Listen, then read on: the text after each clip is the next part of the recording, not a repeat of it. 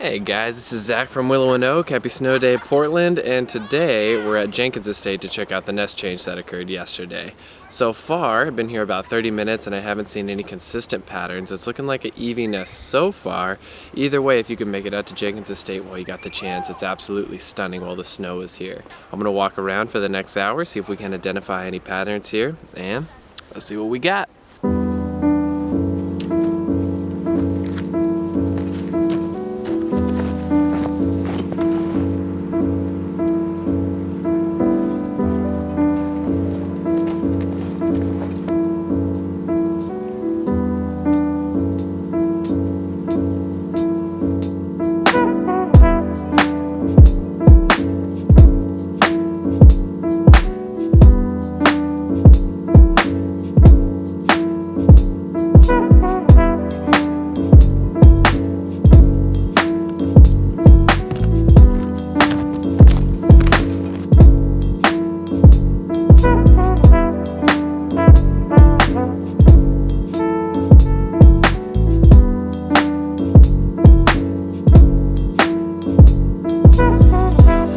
Umbreon happens to be one of my favorites, and getting it in Pokemon Silver and Gold were not as easy as just naming a Pokemon and having it evolve or giving it a stone. Not only did these guys have to be trained, you had to give them hats, you had to make sure they were happy, take them to an appraiser that would say whether they were happy with you or not, and if they were, then at the right time, either day or night, you evolve them, and they would evolve into an Umbreon or Espeon.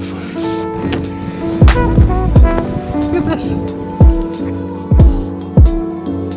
Cute little tea house! And more Eevees. This is definitely an Eevee map. Let's keep going, see how many we can get in this next hour.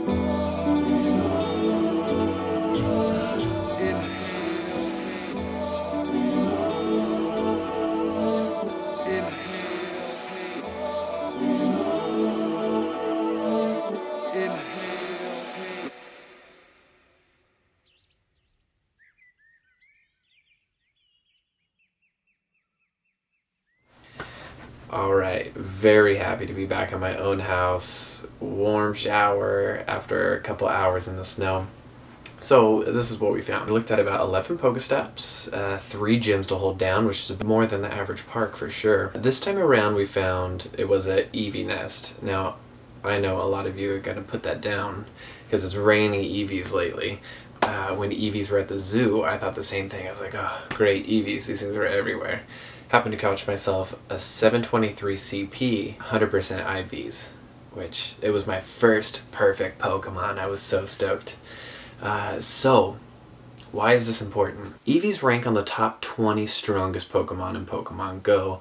Now the best evolution, Vaporeon. Number 8 in the entire game for strongest CP at 3157, a base attack of 205, a base defense at 177, and a max HP at 260. Second best evolution would be Flareon, ranking number 14 for highest CP in the entire game. Flareon's gonna max out at 2,904 CP, a base attack of 246, base defense of 204, and sharing HP with Jolteon, 130. And third best current evolution would be Jolteon, ranking number 19 for highest CP in the game, finishing at 2,730 with a base attack of 232, a base defense of 201, and base HP of 130. Now, Jolteon, I would argue, would be the most valuable of all the Eveelutions, specifically because water types and flying types dominate defending gyms right now.